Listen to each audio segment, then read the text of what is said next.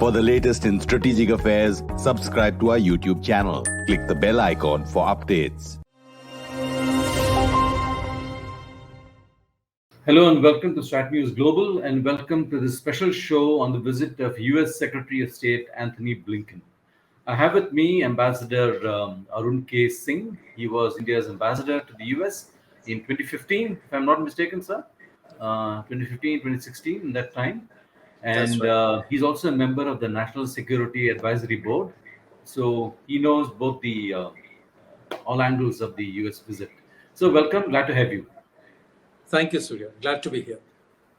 The substantial meetings are over, and we've had joint statements also issued. What's your take, sir, from this visit? I think the visit has gone along as well as one could have expected. Now, the fact is, Blinken would have wanted to visit India after having become Secretary of State in January. He has not yet visited India. Of course, he spoke on phone earlier to our External Affairs Minister several times.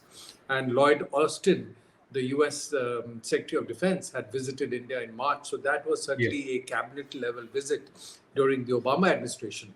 But the Secretary of State himself had not visited. And our Foreign Minister, Mr. Jaishankar, had gone to Washington in May and had a series of meetings with US officials, including Secretary Blinken. So if the US is saying that India is their preeminent partner in the global context, in the Indo-Pacific, it would mean that a visit to India is more than due. So I think it's a political signal that he's made it a point of coming here, making the time for the visit. And clearly, when you visit, among the priority issues that you're going to discuss, one, of course, is the Indo-Pacific, how the challenge there, including the challenge from China, is playing out. And second is Afghanistan, because there is a lot of flux in Afghanistan. The US forces are set to leave by the end of August. On the ground, for a while, the Taliban projected that they had momentum, they're making gains, although the Afghan government and its forces are now fighting back a little. But essentially, there is flux on the ground, and we have to see how that plays out. And it will have a bearing on India's interests and India's security concerns. Mm-hmm. So let's look at Afghanistan first. What does the US expect of us at a time when they're pulling out, lock, stock, and barrel? Well, one can argue that the US is leaving, so there's nothing for them to expect of us as such. Because India did a lot in Afghanistan since 2001. And we have provided more than $2 billion of assistance. We've committed to provide another $1 billion of assistance to Afghanistan. And our assistance projects have had a big impact in Afghanistan. We built a dam, we built a major road, the Zaran-Dilaram highway. We built power transmission lines, rebuilt schools, hospitals, gave food assistance. And according to most opinion polls done in Afghanistan, India is the most popular country in Afghanistan because of the kind of assistance that India has provided. But we were able to do that within the broad security framework that the United States had provided there since 2001. And that's going to change as the US pulls out of Afghanistan. The US, for its own reasons, would want if some measure of stability continues in Afghanistan, because then they cannot be criticized for their decision. Already you are seeing that there's a lot of criticism within the United States of President Biden by Republicans, former military personnel, strategic analysts, that having left US in a hurry like this, having left US without assuring continued support to the Afghan government, the US has signaled the lack of, it's not a reliable partner, its decisions are whimsical, and that it may have impact on US credibility in the future, aside from the fact that an unstable Afghanistan could once again become a safe haven for terrorists who are targeting the United States. So given that, I think US would hope that regional countries, other partners in the region, will do what they can to contribute to stability in Afghanistan. So I think from India's perspective, so long as the situation permits, if we can continue to provide economic assistance to Afghanistan, which helps stabilize the situation, that is certainly there. And then India has to do whatever it can to prevent terrorist groups once again finding safe haven in Afghanistan. And India, like in the past, I'm sure, will work with all its Afghan partners towards that end. Hmm. What do you make of the second quad that the US has set up? With Uzbekistan, Pakistan, Afghanistan. Um, what is the purpose here? My, What's the goal? my own sense is that this has been given much more attention than it really deserves. It was Mhm. just a grouping that the U.S. Special Representative there, Mr. Khalilzad, had brought together of U.S., Pakistan, Afghanistan, and Uzbekistan. And I think because the Quad of India, Japan, Australia, and the US has got a certain attention in the global context, I think there was a bit of stealing of intellectual property there, and just described it as a quad, but it's not really in the league of what the US is trying to do, and the quad of India, Japan, Australia, and the US is a leader level decision regarding grouping of countries. The other one, I suspect, is just a nomenclature that was used by people on the ground and got some media attention. So it's not quite in the same league because you have other arrangements. For example, you have US, Russia, China, Pakistan, which is being called the extended troika. Now that's also Yeah. four countries working together or discussing together on issues related to Afghanistan. If they want to get some attention, they could call themselves Quad. But it's. I don't think we should overplay the significance of that. It just because Uzbekistan has concerns from the situation that emerges from Afghanistan, and in the past also terrorist groups based in Afghanistan had carried out attacks in Uzbekistan. So Uzbekistan is concerned, and what the US is trying to do is bring regional countries together in different formats with Afghanistan to see if they can work together towards stability there. And that's the framework in which they try to promote a grouping where Afghanistan, Pakistan, and Uzbekistan also come in. So, it's not really a quad, it's a pretender. Okay. So, um, what do you expect in the event of a, violent Taliban takeover? Or I mean, we are seeing violence on a huge scale there, and it appears they made inroads into Kandahar also. You think the US will remain quiet in the event of an imminent Taliban move on Kabul? We'll have to see how it evolves. And so clearly, if the US is leaving now after 20 years of engagement in Afghanistan, Yeah, the US has concluded that its military effort will not achieve the aims that it had set. And yeah. that in terms of loss of human lives, people injured, families disrupted, the expenditure on the ground, and US has spent almost $1 trillion in Afghanistan since 2001. The US society and political system is not prepared anymore to continue with that level of engagement in Afghanistan. So that's a fact of life. Now, as they withdraw, I think as of now, their position is that they will not be taking any actions against the Taliban as such, but if they see terrorist groups regrouping who can potentially attack the US mainland, then they have the right to carry out attacks against those groups. But we have to see how the situation evolves because if the situation starts breaking down and Taliban move aggressively, carry out violent actions, human rights violations, pressure can build up within the US on the US government as it is building up to take action to prevent forcible takeover by the Afghanistan, the kind of by the Taliban, the kind of human rights violations that are happening, brutal actions on the ground, killing of civilians, killing of soldiers who are surrendering. They may come under compulsion to take some action.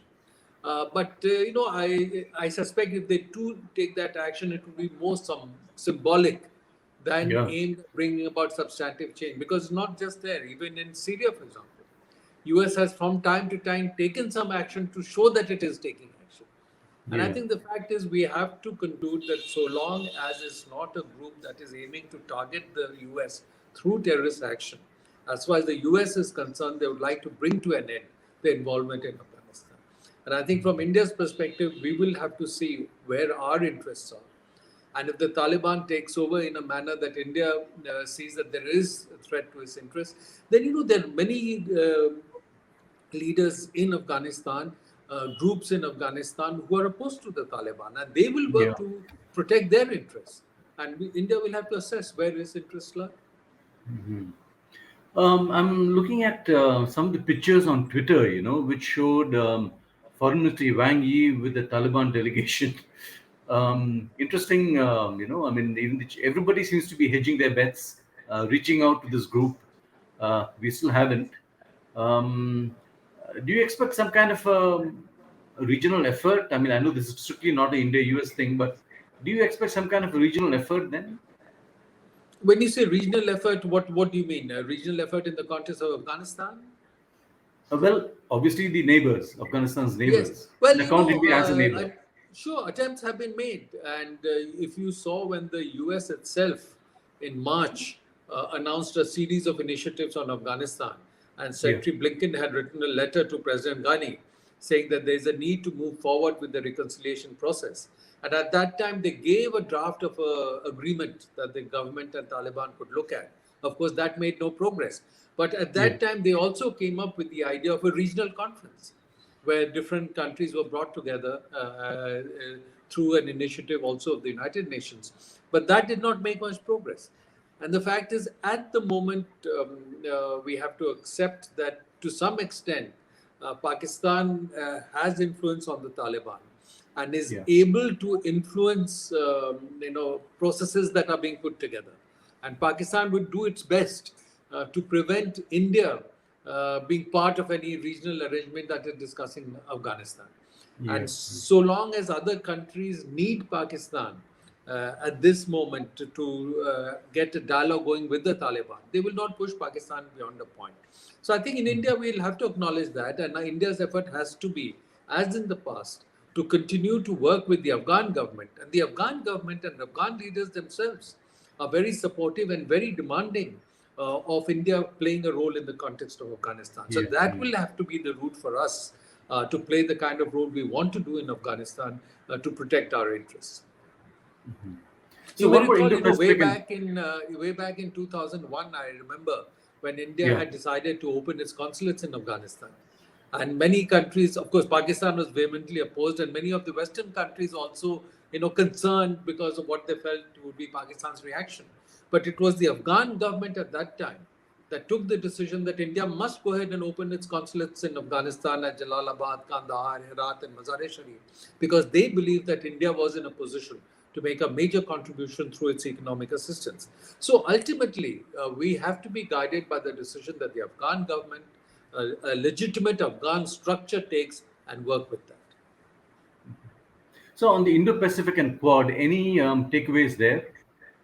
So I think Indo-Pacific, I think the challenge from China and its unilateralism continues all around. You see it in South China Sea, you see it in East China Sea, you see it along the line of actual control with India in Ladakh, which we've seen in an exacerbated way since last year. And the Chinese militarization of features in South China Sea. So this is a continuing challenge, a continuing strategy that countries are beginning to work on. But I think in the Quad itself, as it is, as it explains its position, is not just focused only on the Indo-Pacific, but they say that it is a global partnership, and therefore it would be important that members of Quad see advantages to themselves for being a part of the Quad. And so that's one. Otherwise, why would they be part of? So I think Quad needs to do more work in terms of enhancing the technology availability to its partners, and working on new and emerging technologies so that the Quad partners benefit, ensuring critical supply chains. So that's the direction in which they would need to do more. The second thing is other countries who are not part of the Quad should see benefit to themselves from what the Quad is doing. Because otherwise, anybody who is not in a group looks at the group with a certain level of suspicion. And the ASEAN itself, which is very much a part of the Indo-Pacific, worries that ASEAN centrality and the critical role of those countries and the strategic framework there may be undermined if the Quad gains more credibility. So they need to see that they also benefit from what emerges from the Quad. And I think, therefore, at the last virtual summit of the Quad in March, the decision on vaccines, that 1 billion Yeah. vaccines would be produced in India through funding from US and Japan, technology from US, distribution supported by Australia, from which countries in Asia would benefit. Again, Yeah. shows that other countries would also benefit from enhanced cooperation within the framework of Quad. So I think it is along these lines that I'm sure the discussions between India and the US would also enhance as to how do we work more together to protect our interests in the Indo-Pacific. How do we do more in the framework of the Quad so that the Quad members benefit and other countries benefit from what the Quad is doing. Now, some of the buzz surrounding this visit is that Blinken was laying the ground for perhaps the first formal face-to-face summit of the Quad later this year. You expect we are on that road? So there's been no formal announcement, but there have been reports in the media from time to time that an in-person summit of the Quad leaders is being considered sometime in the fall. And I think there is a deep interest in the US for convening that, because the US attaches a lot of importance to the Quad framework for cooperation in this context of what the challenges they see there in the Indo-Pacific. And I must mention to you that on July 13, in the US, a global technology summit had been convened as part of the work of the National Security Commission on Artificial Intelligence. And in that summit, pride of place had been given to technology partnership in new and emerging technologies among the Quad countries. So it is being given importance, and I think given that, it can be expected that an in-person summit would certainly be attempted in the fall of this year.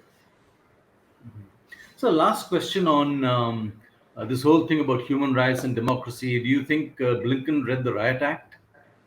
I'm, I think nobody reads the Riot Act to India.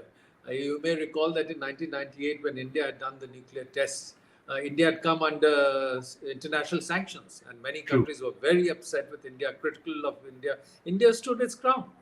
And ultimately, all of them, including the United States, have worked to understand India's position and compulsion and work with India. So, given our strength, nobody reads the Riot Act.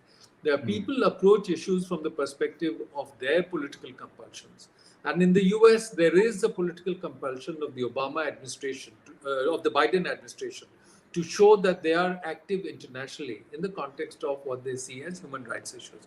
But the US is facing its own challenges. You look at voter suppression in the US. You look at what happened on the Capitol Hill January 6th. And in large number of states in the US, the Republican-controlled legislatures are passing measures to restrict voting by minority groups, particularly African Americans. So given all that, the US realizes that they have their own challenge. And as Secretary Blinken has said in the past, that any dialogue on human rights issues between India and US would be as a dialogue among friends, sharing perspective, sharing concerns, sharing best practices, rather than the Riot Act of any kind. So overall, you would say visit went off as planned and nothing great emerged, but then it's always better if these things proceed in an incremental manner. Went off as planned. Important to have the visit. Otherwise, soon people like you would be criticizing the fact that the Secretary of State has not visited. They don't give importance to the relationship, and then you pick up on where the dialogue is and take it further from there. Ambassador Arun Singh, pleasure talking to you, and thank you for all the insight. Looking forward to more conversations in the future. Thank you, Surya. Great to be with you. And for all of you out there who are watching us on our website, who are following our YouTube chats, please keep coming with your comments and observations. Follow us on Instagram and other social media. Thank you and goodbye.